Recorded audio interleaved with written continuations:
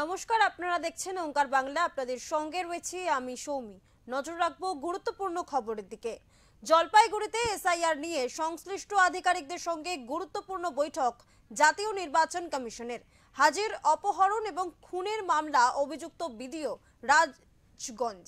শুক্রবার জলপাইগুড়ি জেলা শহরে এসে পৌঁছানো জাতীয় নির্বাচন কমিশন। এসআইআর সংক্রান্ত একটি গুরুত্বপূর্ণ বৈঠকে যোগ দেন জাতীয় নির্বাচন কমিশনার, জেলা শাসক তথা জেলার রিটার্নিং অফিসার সামা পারভিন, অতিরিক্ত জেলা শাসক, মহকুমা প্রশাসক সহ রাজগঞ্জের বিডিও প্রশান্ত বর্মন সহ অন্যান্য বিডিও।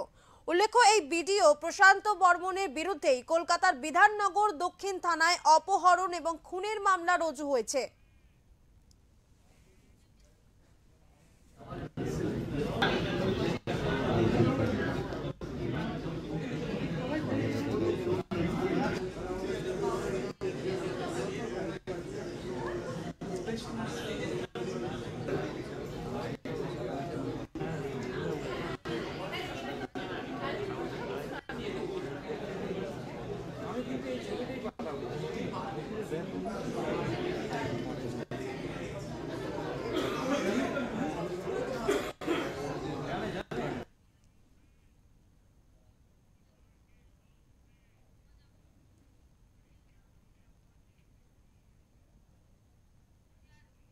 এই মুহূর্তে আমাদের সঙ্গে রয়েছে আমাদের প্রতিনিধি উজ্জ্বল হোর।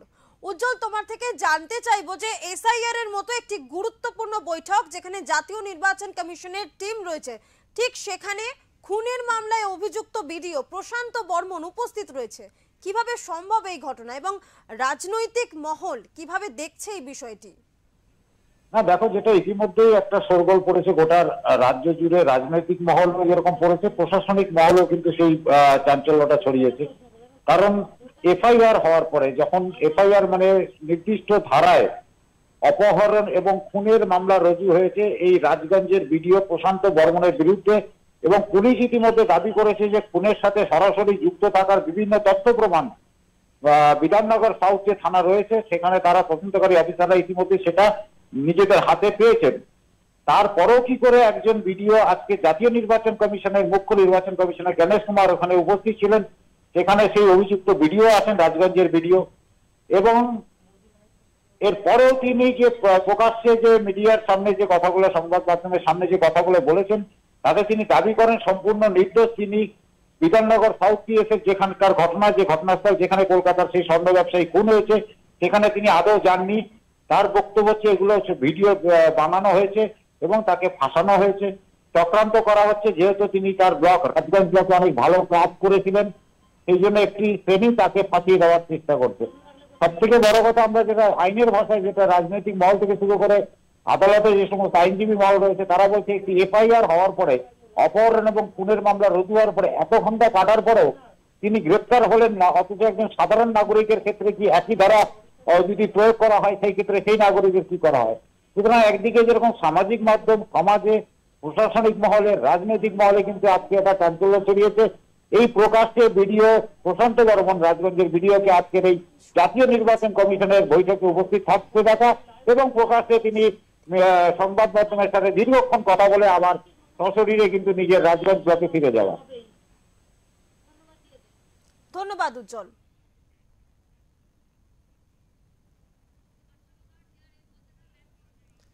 যেমনটা জানালো আমাদের প্রতিনিধি, জাতীয় নির্বাচন কমিশনের টিম রয়েছে জলপাইগুড়িতে, সেখানে এসআইআর সংক্রান্ত বিষয়ে বৈঠক চলছে এবং সেখানেই দেখা গেল উপস্থিত রয়েছেন বিডিও প্রশান্ত বর্মন, যিনি খুনের মামলায় অভিযুক্ত। যদিও অভিযুক্ত, আমার কাছে একটা ফোনও আসছিল যে আপনার নামটা যদি ঢোকানো হয় আপনি বুঝবেন মিডিয়াতে কি হয়। এই মিডিয়া টেলিকাস্ট চলছে এবং প্রশান্ত বর্মনকে কালিমালি দেওয়ার চেষ্টা করছে, যেখানে আপনারা দাবাং ভিডিও বলতেন, যেখানে আপনারা বলছেন যে করাপশনের বিরুদ্ধে এই ভিডিও লড়ছে, যেখানে আপনারা বলছেন এই ভিডিও এখানকার ঠিকাদারদের সমস্ত কিছু বন্ধ করে দিয়েছে মানে জমি মাফিয়ারা, syndicate হ্যাঁ। রাজ বন্ধ করে দিয়েছে। আপনারা দেখেছেন ভোরের আলোতে বড় বড় রিসোর্ট আমি শুরু করেছি আমাদের গভর্নমেন্টের অর্ডার। আপনি দাঁতনে যাননি বলতে যাচ্ছেন, দাঁতনে আপনি যাননি বলতে যাচ্ছেন। দাঁতনে কেন যাব? আপনার এগেনস্টে জামিন অযোগ্য ধারায় মামলা হয়েছে তো? জামিন অযোগ্য ধারায় মামলা হয়েছে, সবই তো খুনের ষড়যন্ত্র। মামলা। সবেও তো ষড়যন্ত্র। প্লেনের টিকিটটা কি আপনার পাওয়া গেছে? কোথায় প্লেনের টিকিট পাওয়া গেছে? কি আপনার আছে? ফুটেজ ওখানে আছে, ফুটেজ ওখানকার ফুটেজ দেখা যাবে। ফুটেজ সমস্ত কিছুই মিথ্যা, আমি বলে দিচ্ছি।